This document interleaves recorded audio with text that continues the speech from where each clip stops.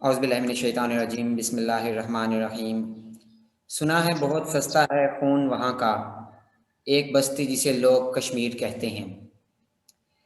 आज का ये हमारा प्रोग्राम, आज का ये हमारा सेशन जो हम लोग इकट्ठे हुए हैं, ये यूथ कम्युनिटी क्लब के ज़ेर साया हमने एक एहतमाम किया है।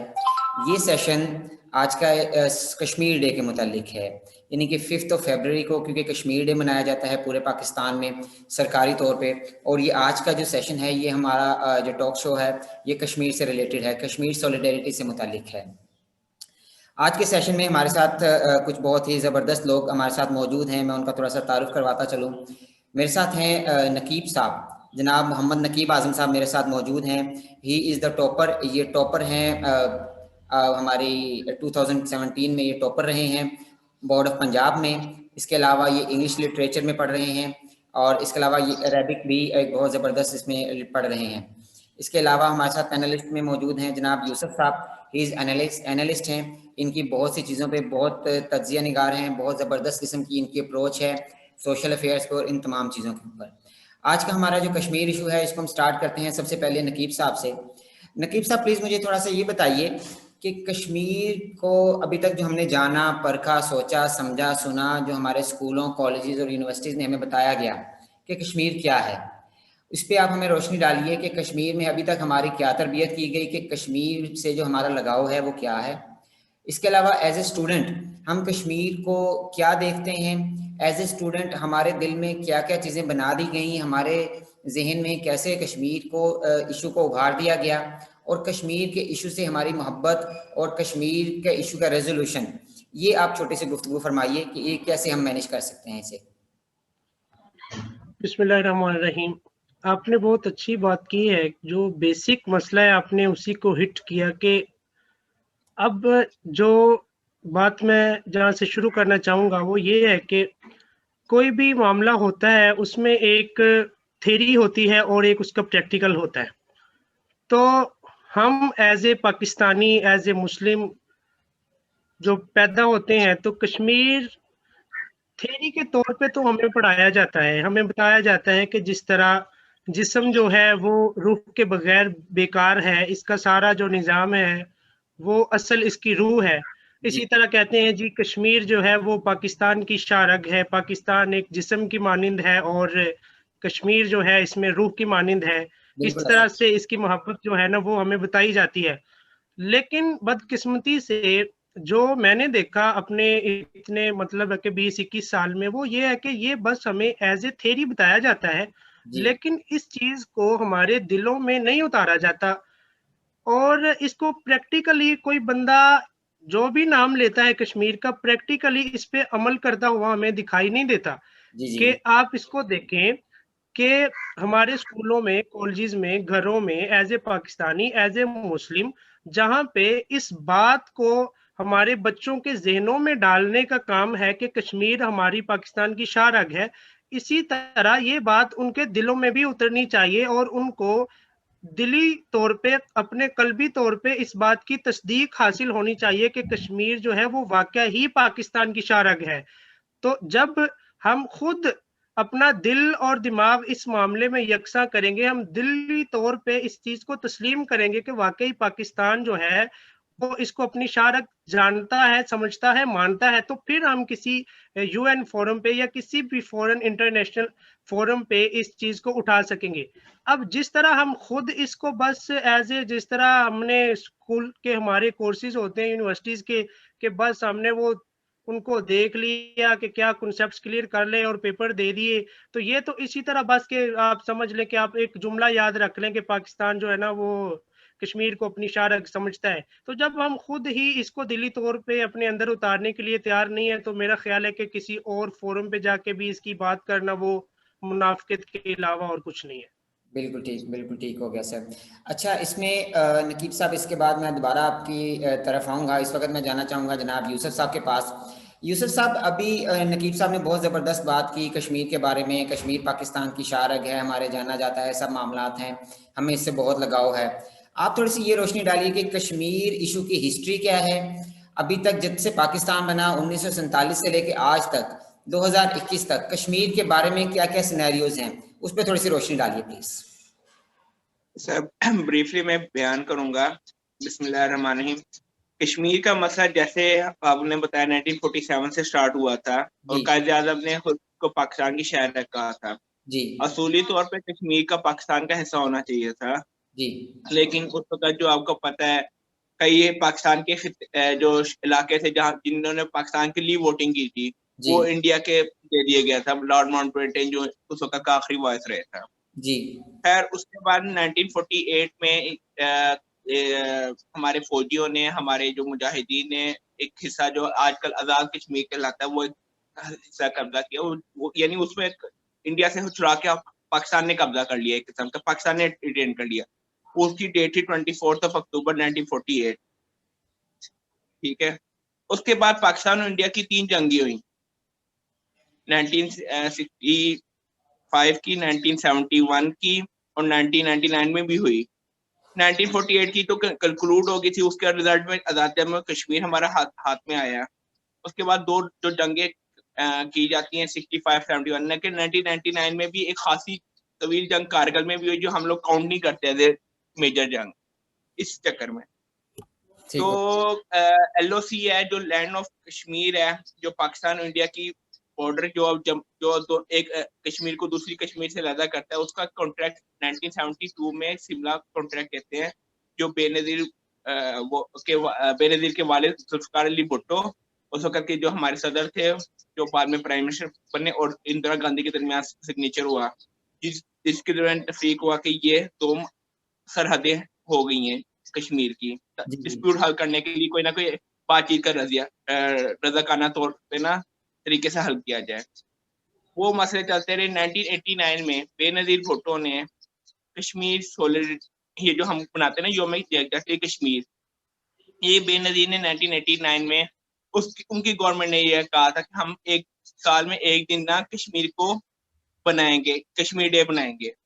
सिर्फ मैंने ये देखा ये कश्मीर डे बनाया जाता और कुछ नहीं बनाया जाता। सिर्फ 2-4 रैलीज निकाली, 2-4 खिताबात निकाल लिए, फिर वही पुराना काम शुरू हो जाता है। 2001-2 में भी LOC में अच्छी खासी जंग के करीब हम लोग आ गए थे। शायद आपको याद हो कि मुशर्रफ दौर में भी फौजें बहुत नियर टू बॉर्डर हो गई थी। उसके बाद एक एग्रीमेंट हुआ था कि श्रीनगर से लेके जम्मू तक एक बस सर्विस चलाई गई, फ्रेट सर्विस चलाई गई कि लोग आपस में कनेक्ट कर सकें।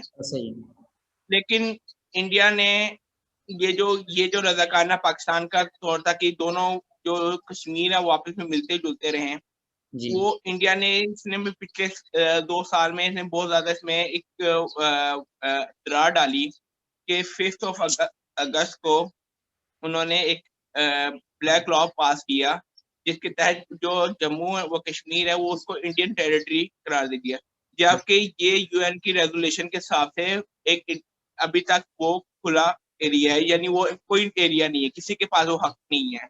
जो जिसके पास जिधर फौज है या जिधर भी है कंट्रोल है वो कर सकता है, लेकिन उसको एक अपने हिस्सा नहीं बना सकता। इसलिए आपने देखा होगा कि गिलगित-बल्तिस्तान हो गया और आजाद जम्मू कश्मीर हो गया, वहाँ पे प्रॉपर इलेक्शन होते हैं, फिर वहाँ पे गवर्नमेंट अलग होती है, उनके वजीर आला वो टोटल डिफरेंट होते हैं पाकिस्तानी, उनके आइन भी थोड़ा सा चेंज होता है, वो अपने तौर पे रहते हैं। हमने UN रेगुलेशन को माना हुआ है, ठीक है, हम इम्प्लीमेंट कर रहे हैं। लेकिन ये छोटा सा बैकग्राउंड मैंने आपको इसलिए डिटेल में नहीं बताया, हर बात नहीं बताई, क्योंकि वो फिर एक लंबी चौड़ी बात हो जाएगी। बिल्कुल ठीक, यानी कि आपने टाइम को मद्देनजर रखते हुए सारा सिलसिलाकार हमें गाइड किया, बहुत शुक्रिया यूसुफ साहब। छोटी बात बता दी आपको। यस प्लीज, मैं नकीब साहब की तरफ दोबारा जाऊंगा। नकीब साहब ये फरमाइए कि अभी हमने अभी तक जो मैंने एज ए स्टूडेंट, क्योंकि मैं आपको ले रहा हूँ क्योंकि आप एक बहुत ही मायना स्टूडेंट रहे हैं और हमारी दुआ है कि अल्लाह पाक आपको मजीद तरक्की अता फरमाए। मैं ये जानना चाहूँगा कि हमें अपने स्टूडेंट्स को ऐसा क्या चीज़ें अडॉप्ट करनी चाहिए, अपने में ऐसी क्या काबिलियत लेके आनी चाहिए, हमें ऐसा क्या चीज़ों को अडॉप्ट करना चाहिए कि इंटरनेशनली हमारी इतनी रिकग्नाइजेशन हो कि हमारी आवाज़ को सराहा जाए, और जब ये हमारी आवाज़ को सराहा जाएगा तो ऑटोमेटिकली हमारी जो है इश्यूज को जो हम जिन पे हम बात करेंगे वो भी सुने जाएंगे। जैसा कि UN नेशन में ये हमारा इशू चला तो गया है, कश्मीर का इशू एक बहुत ज्यादा अरसे से वहाँ मौजूद है, अब तो समझ लें कि ये तारीख का हिस्सा बनता जा रहा है। तो आप क्या समझते हैं कि हमारे स्टूडेंट्स को अपने आप को कैसा मेंटेन करना चाहिए कि वो अपना इतने बेहतरी कर लें कि वो चीज़ों के ऊपर जब डिस्कस करें तो पूरी दुनिया उनके बारे में सुने, क्योंकि हमें इस वक्त कश्मीर के बारे में हम बात कर रहे हैं, क्योंकि हमें कश्मीर को अगर यूनाइटेड नेशन में बताना है तो उसके लिए क्या हमारे अंदर क्या क्या मामला मजीद होने चाहिए, प्लीज इसको जरा डिस्क्राइब कीजिएगा। सर जैसा कि एक यूनिवर्सल एक रूल है कि अल्लाह ने फरमाया है कि वलैसा लिल इंसान इल्ला मा सआ, कि इंसान के लिए वही कुछ होता है जिसकी वो सही करता है, कोशिश करता है। जी तो अब देखते हैं, ये एक ग्लोबल वर्ड है, एक यहाँ पे इंटरनेशनलाइजेशन चलती है। तो आप कोई भी यूथ उठ के या कोई भी स्टूडेंट का एक ग्रुप उठ के वो कश्मीर को फतह नहीं कर सकता, बल्कि हमने अपने हिस्से का काम करना है। तो सबसे पहली बात जो है वो हमें इखलास की ज़रूरत है कि हम कश्मीर के बारे में बात करें तो हम वो मुखलिस होके बात करें। ये ना हो कि हम ज़ुबान पे कश्मीर का नाम ले रहे हों और दिल से नफ़रत करते हों। और आपको असल जो वजूहात रही हैं वो यही हैं। जो स्टूडेंट्स इसमें अपना शेयर डाल सकते हैं वो यही है कि स्टूडेंट्स सबसे पहले तो कश्मीर इशू के बारे में, कि पाकिस्तान और इंडिया का ये जो शुरू से डिस्प्यूट चलता आ रहा है, इसकी बेसिक्स रीजंस क्या है, कश्मीर के बारे में पूरी मालूमात हमारे पास होनी चाहिए। और स्टूडेंट्स अपना शेयर जो डाल सकते हैं वो यही है कि स्टूडेंट्स इसके बारे में पूरी तरह जांच पड़ताल करें, इंफॉर्मेशन इकट्ठी करें, और स्टूडेंट्स जो है सेमिनार्स जो है वो मुनक्किद करें। इस पे जो है जलसे जुलूस रैलियां जिस तरह पहले भी निकलती हैं, लेकिन बात यह है कि इनमें इखलास का उनसर जो होता है वो नजर नहीं आता, ठीक है। और वो भी डाला जाए और इनमें इजाफा भी किया जाए। और हमें चाहिए कि जो कॉम्पिटेंट लोग हैं जिनकी बात सुनी जाती है आगे, मतलब है कि मैं आज जैसे आपको पता है कि सोशल मीडिया का दौर है, तो हमारे कई नौजवान ऐसे हैं जिनके अपने पेजेस हैं, चैनल्स हैं, तो जिनको पता है कि हमारी बात जो है वो मैक्सिमम जो व्यूवर्स तक जाती है। तो उनको चाहिए कि जो जितना अपना हिस्सा डाल सकता है लोगों को अवेयरनेस देने के बारे में, कि उनको रियलिटी बताए और दिखाए कि रियलिटी ये है। और सबसे मेन चीज जो मैंने पहले की कि वो इखलास है। और जिस तरह ये स्टेप बाय स्टेप जाते हैं कि अब एक स्टूडेंट है, हर बंदा जो है, चाहे वो स्टूडेंट है चाहे जो भी है, उसका एक अपना दायरा अहबाब है, उसका अपना एक स्पेसिफिक लाइन है कि उसकी बात कहाँ तक पहुंचती है। फॉर एग्जाम्पल मैं हूं तो 10 बंदे मेरी बात सुनते होंगे, आप हैं तो हो सकता है आपका दायरा 20 तक चला जाए। तो इस तरह जिसके पास जितनी अथॉरिटी होती है उसके उतने ही लोग फॉलोअर्स और उसकी बात सुनने और मानने वाले होते हैं। तो बिल्कुल। इस तरह हर बंदे को अपने दायरे में मुखलिस होना चाहिए। अब एक बंदे के पास अथॉरिटी है, वो मतलब है कि फॉर एग्जांपल किसी डिस्ट्रिक्ट का कमिश्नर है, तो इसका मतलब है कि पूरा जिला उसकी बात को मानेगा और सुनेगा। तो उसको चाहिए कि वो मुखलिस होके उस जिले में इस मामले को उजागर करे। एक बंदा जो फॉरेन अफेयर्स ऑफिस में बैठा है, वो किसी भी कंट्री में मतलब है कि एज ए एम्बेसडर लगता है, तो उसको चाहिए कि वो उस कंट्री में अपना हिस्सा डाले, कश्मीर के बारे में उस कंट्री के लोगों को रियलिटी बताए। एक जो मिनिस्टर है फॉरेन अफेयर्स का, उसको चाहिए कि वो मुखलिस होके जितना ये मुकदमा लड़ सकता है वो इखलास के साथ उसको लड़े। तो हर बंदे को जितना वो काम कर सकता है अपने दायरे में इखलास के साथ, उसको अपनी पूरी कोशिश के साथ ये करना चाहिए। ज़बरदस्त, बहुत शुक्रिया जी नकीब साहब, आपने बहुत ज़बरदस्त बात की कि इस वक्त हमें नेक नियति की, खलूस नियत की ज़रूरत है कि हमें जिस एजेंडे पे हम काम कर रहे हैं, अब वो अगर चाहे वो हमारा एज ए सोलो वर्किंग है या फिर एक हमारी गैदरिंग में वर्किंग है, उस इशू को लेके हमें प्रॉपर तौर पे दिल से नेक नीति से उसके ऊपर हमें काम करना चाहिए। बहुत ज़बरदस्त आपने बात की है। मैं थोड़ा सा मजीद अब दोबारा यूसुफ साहब की तरफ जाना चाहूँगा। यूसुफ साहब मुझे ये बताइए, अब हम थोड़ा सा मजीद स्पेसिफिक करेंगे क्वेश्चन को, आपने पहले भी काफ़ी डिस्क्राइब किया, मजीद थोड़ा सा स्पेसिफिक कर दीजिए कि यूएन नेशन में जो मसला कश्मीर मौजूद है इस वक्त, पहले भी था और अभी भी मौजूद है, उस पर थोड़ी सी रोशनी डालिए कि अभी तक यूएन नेशन की वजह की तरफ से ये मसला क्यों हल नहीं हो सका। आया उसमें यूएन नेशन का प्रॉब्लम था, आया उसमें हमारा जो दूसरा मुल्क है फरीक, यानी कि जो हमारा भारत है, यानी कि भारत है दूसरा, क्या उसका बड़ी इन्वॉल्वमेंट रही है यूएन नेशन में तो ये मसला हल नहीं हुआ, या आया ये हमारी तरफ से किसी किस्म की प्रॉब्लम रही है कि ये मसला हल नहीं हो सका। ये थोड़ी सी इस पर रोशनी डालिए प्लीज। सर जैसे आपको पता है तकरीबन 60-70 साल से तो ये मसला चल रहा है यूएन में। जी। और ये एक रेजोल्यूशन पास हुए थे कि आप जो भी कश्मीरी लोग चाहते हैं उनकी हक, जो भी हक वो चाहते हैं वो रेफरेंडम करें, वो जिसकी तरफ जाना चाहते हैं जाएं। सर लेकिन मैंने ये देखा है कि जो बड़ी ताकतें हैं दुनिया की, उन्होंने पाकिस्तान और इंडिया को लड़वाने के में भी रोल अदा किया है। जी। ठीक है, एक ताकत अगर वो इंडिया के साथ खड़ी हुई थी तो एक पाकिस्तान के साथ खड़ी हुई थी। ठीक है, आपको पता है यूएन में जब रेगुलेशन जाती है तो आपको वीटो पावर की 5 मुल्कों को ताकत है। बिल्कुल कोई एक बंदा वीटो कर दे तो मसला खत्म, डेड हो जाता है। ऐसा ही है। ठीक है, कुछ लैक हुई है हमारी अपनी गवर्नमेंटों की जी जी कि इन्होंने सही तरह इसको उजागर नहीं किया। आपस में वो कुर्सी के पीछे लगे रहे हैं, उन्होंने कश्मीर की पर तवज्जो नहीं दी। बिल्कुल ऐसा ही आज भी देख लें सर, आज भी गवर्नमेंट और अपोजिशन नहीं मिलके बैठने के लिए तैयार ऐसा एक ही कश्मीर वाले इशू में। ऐसा ही ठीक है, 1.5 साल हो गए हैं, वो लोग बिल्कुल ही यानी वो लॉकडाउन में है। जी और हमारे सिर्फ शुरू में यानी प्राइम मिनिस्टर ने एक रही या कोई अपोजिशन ने 2-4 दिन तकरीरें की हैं, उसके बाद 1.5 साल से उनके क्या पुरसहाने हाल है कोई किसी को पता नहीं है। बिल्कुल ऐसा ही है। ठीक है, मेरे ये है कि हमें इसमें टोटली हमारा एक ओवरव्यू करनी चाहिए। कश्मीर कमेटी भी बनाई हुई है, सिर्फ नाम निहाद है। कोई इसे 5 तारीख आती है, वो चले जाते हैं एम्बेसडर के, वो जो में कश्मीर बनाते हैं और उसके अलावा कुछ नहीं बनाते।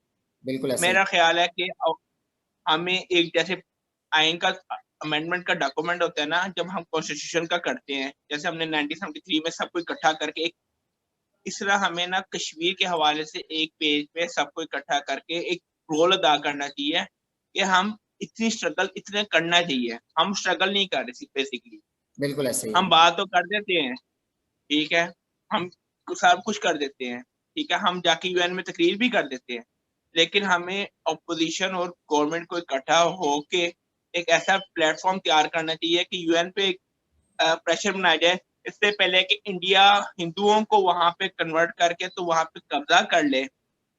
ठीक है, बिल्कुल और ठीक बजाय कि आप ये छोड़ें जंग के भाई मेरी कुर्सी है तेरी कुर्सी, छोड़ दें कुर्सियों को, या आप कोशिश करें कि आप एस्टेब्लिशमेंट को इकट्ठा करें, आप लोगों को इकट्ठा करें, सिविल सोसाइटी को इकट्ठा करें, आप ओपोजिशन को इकट्ठा करें, आप गवर्नमेंट को इकट्ठा करें, आप सारे सबको इकट्ठा करें। आप कहेंगे भाई हम एक पेज बना रहे हैं, इसमें हमने इतने दिन इस तरह वर्कआउट करना है, और हमने यूएन में किस तरह और बड़ी ताकतों में हमने किस तरह हमने प्रेशर डालना है कि कश्मीर का फैसला हो सके। बिल्कुल ठीक अब बहुत देखिए इंडिया ने लद्दाख वाला एरिया कब्जा करने की कोशिश की, छोटी सी मिसाल है। जी लद्दाख वाले चाइना में घुसने की कोशिश की उन्होंने, जी चाइना वालों ने उनको फौजी मार दी उनके, अभी तक वो डिस्प्यूट वहां पे शुरू हो गया है। बिल्कुल आपकी बात सही है यूसुफ साहब, यानी कि आपका ये कहना है कि इस वक्त जो है ना हमें ये ज़रूरत है कि एज ए गवर्नमेंट के लिहाज से भी हमारे गवर्नमेंट्स को, हमारी पार्टीज़ को, पॉलिटिकल पार्टीज़ को, क्योंकि वो हमारी नुमाइंदा पार्टीज होती हैं, उनको सबको चाहिए कि वो भी सिविल सोसाइटी को भी इकट्ठा होना चाहिए। एग्जैक्टली कि तमाम पार्टीज को इकट्ठा होना चाहिए, तमाम पार्टीज मिलके हम थोड़ा सा डिस्कस करें और इस इशू को मजीद आगे लेके चलें, क्योंकि जब तक एक यूनिटी के साथ इसके हम लिए एक ना आपको दोबारा एक लाएमल तैयार, मेरा मतलब लाएमल दोबारा तैयार करें कि हमने इसको अब किस तरह एग्रेसिवली लेके जाना है। ये वर्डिंग बयानबाजी खत्म कर देनी चाहिए कि शार है क्या, बस शार है क्या, पढ़ा दिया, उसको इम्प्लीमेंट तो करें ना। बिल्कुल ऐसा ही है, बिल्कुल ऐसा ही। बहुत शुक्रिया यूसुफ साहब कि आपने बहुत ज़बरदस्त अभी हमें बताया, इसकी हिस्ट्री भी बताई और इस वक्त मौजूदा तौर पे हमें क्या करना चाहिए वो इस वक्त गाइड किया। इसके साथ साथ नकीब साहब ने हमें बहुत ज़बरदस्त बताया कि हमें एक्चुअली तौर पे एज ए सिंगल पर्सन, एक स्टूडेंट के लिहाज से, एक आम शहरी के लिहाज से हमें करना क्या चाहिए, क्योंकि हम जब आम शहरी के लिहाज से हम चीज़ों को लेके आगे चलेंगे तो देन वहाँ से वो एक आम शहरी की आवाज़ एक नेशन की, एक कौम की आवाज़ बन जाएगी। तो जैसा कि हम सबको पता है, बड़ा ज़बरदस्त एक शेर भी हम जानते हैं कि याराने जहाँ कहते हैं कश्मीर है जन्नत, जन्नत किसी काफिर को मिली है न मिलेगी। यकीनन हम इस शेर के मुताबिक हम अगर हम जाने तो यकीनन बहैसियत मुसलमान हम यकीनन इस कोशिश में भी हैं और इस कोशिश पे काम भी कर रहे हैं। अल्लाह ताला से दुआ है कि अल्लाह पाक अपने हबीब के सदके करम फरमाएं कि कश्मीरी लोग जो जितने इस वक्त मुश्किलात में हैं उनके लिए आसानियाँ पैदा हो जाएं, उनका कोई रास्ता निकल आए। जैसे यूएन नेशन में एक हमारा बिल्कुल एक केस चल रहा है, उसको मजीद अपग्रेड होना चाहिए, उसके पर मजीद काम की ज़रूरत है। जैसा कि हम सब लोग जानते हैं कि कश्मीर का एक जो स्टेटस था वो भी ख़त्म किया गया भारत की तरफ से, समझ लें खुलम खुली एक दहशतगर्दी की गई वहाँ पे। तो हम लोग इस चीज़ की मदद करते हैं। आज का ये सेशन जो है हमारा यूथ कम्युनिटी क्लब के ज़ेर एहतमाम सेशन है। इंशाल्लाह ताला आइंदा भी तमाम हम इन्हीं ऐसे मौज़ूआत को लेके आते रहेंगे। मैं तमाम पैनलिस्ट का, नकीब साहब का, जनाब यूसुफ साहब का बहुत शुक्रगुजार हूँ कि आपने मुझे टाइम दिया। आप लोगों की आमद का बहुत शुक्रिया। अल्लाह हाफिज़।